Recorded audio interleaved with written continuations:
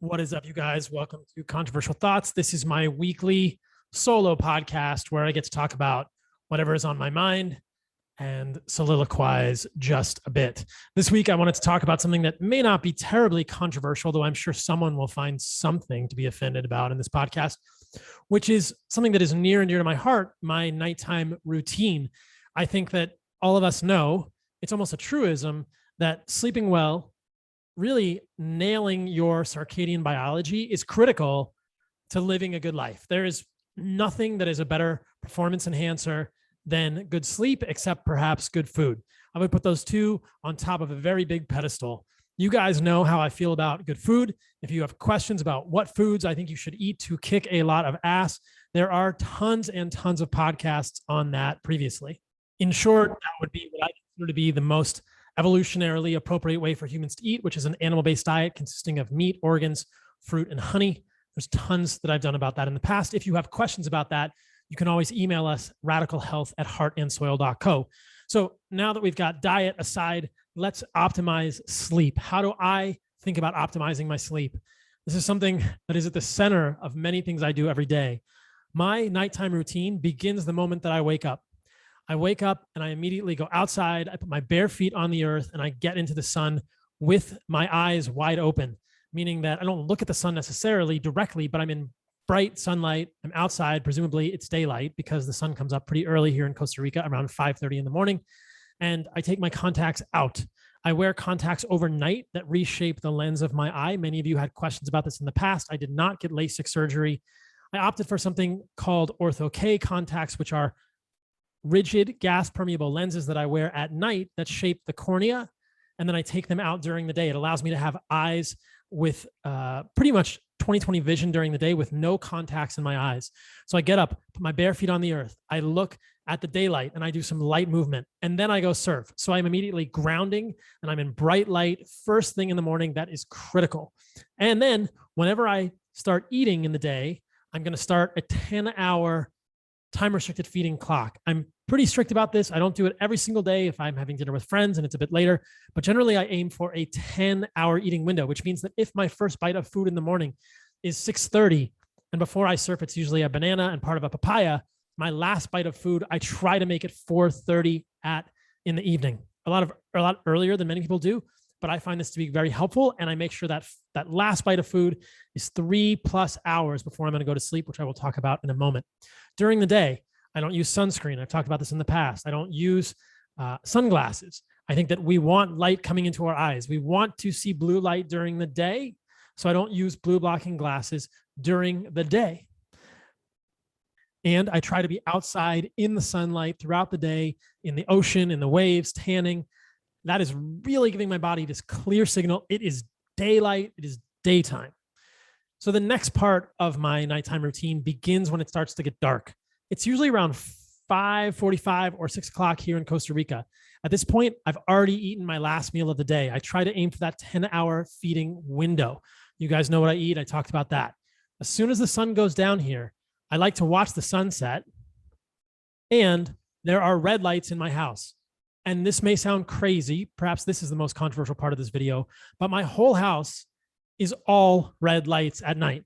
If you walk by my house, you're either going to think there's a rave or something weird, or it's like a lizard cage or something, but the whole house is red lights at night. And I just find this to be the easiest thing. Your eyes will adjust. Obviously, when you turn on the red light from the blue light, it's going to seem like it's too dark, but I like the red lights at night. It helps me wind down. When new people or friends come over to my house, they often think this is strange. And within 30 to 45 minutes, they always comment that it's very soothing and it's nice. If you think about Firelight, there's not a lot of blue light in Firelight. Evolutionarily, we would not have been exposed to a lot of blue light after dark. So I really try hard to limit this. If I can put candles, that's great. It's just much easier for me to use red light bulbs. And I try to get the incandescent bulbs if I can, or Blue Blocks, one of the sponsors of my podcast, makes some great red light bulbs. I'll put those all through my house. The whole house is red after dark. That doesn't mean I don't work after dark. On my computer, I have a program called Iris. So the whole screen is orange. My phone is fully orange.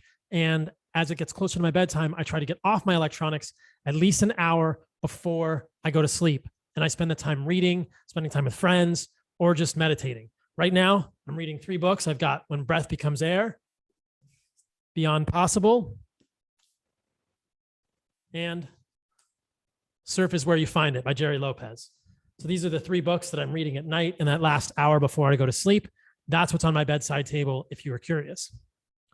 In terms of my actual sleeping environment, I try to get as much of a toxin-free mattress as I can. I have a cooling pad on my bed. I like a very cool bed. I think that helps me sleep more deeply. I do not like to wake up in the middle of the night hot and sweaty. So I put a cooling pad on my bed for sure. I sleep in a very dark room, as dark as I can get it. And here's the other thing that's really important. I try to keep my bedtime, the time that I actually turn off all the lights and lay my head on the pillow and try to go to sleep, which happens very quickly here in Costa Rica, thankfully, about the same within about 30 minutes every day. I try not to vary this. And so I'm going to quote Jocko here: discipline is freedom when it comes to circadian rhythms. The more consistent you are with when your first meal is, the more consistent you are with when your last meal is, the more consistent you are with red lights, and the more consistent you are with that bedtime, that actual time that you go to sleep, the better your sleep will be. These are really important. I think of sleep as business. Everything I do in the day is dependent on how well I slept the night before and how good the food I eat is. The food I eat never changes. I'm always eating the best food I can. I never vary this. That's easy for me. Sleep is harder, but I work very hard to optimize the sleep so that I can do good, quote, business as much as I can every single day, whether that's performing when I'm surfing, whether that's being creative in the work that I'm doing here, writing, producing content, working with the team at Heart and Soil. All of those things require me to be very sharp, or as sharp as possible. My ability to create content that is meaningful to people is dependent on how well I have slept the night before. So I really try to keep that bedtime very consistent every night. In case you guys are wondering, I'm pretty much boring with regard to that. It's usually between 8:45 and 9:15 p.m. that I go to sleep.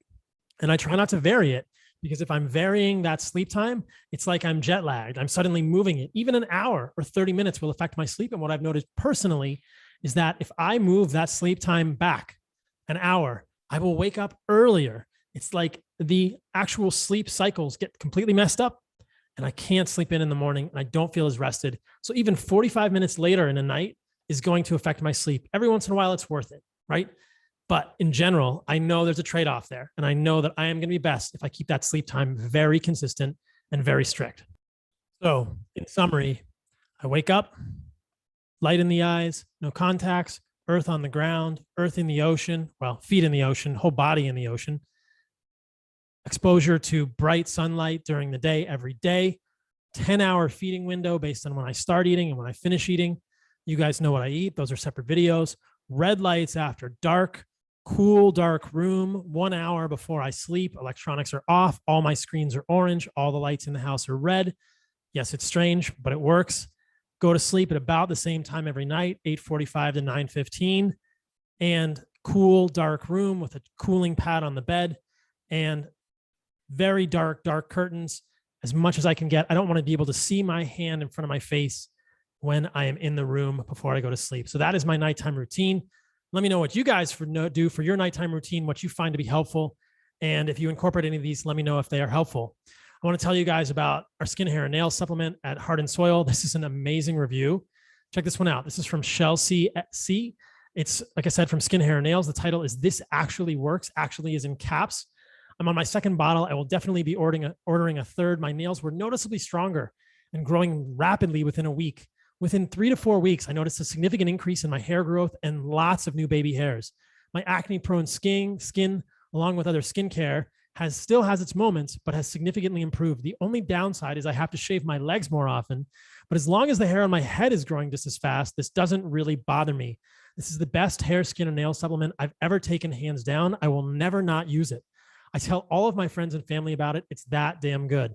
The secret of our skin, hair, and nail supplement, maybe I shouldn't tell you, but I'll tell you anyway, is the trachea and scapula cartilage in the skin, hair, and nails. This is not just hoof and hide collagen. This is very high quality collagen from trachea and scapula, which has unique peptides and growth factors that have been studied by John Pruden to assist in wound healing. This is like university level collagen. So check out Skin, Hair, and Nails. Reclaim your birthright to radical health. Hopefully this controversial thoughts is helpful for you guys. Stay radical. I'm out.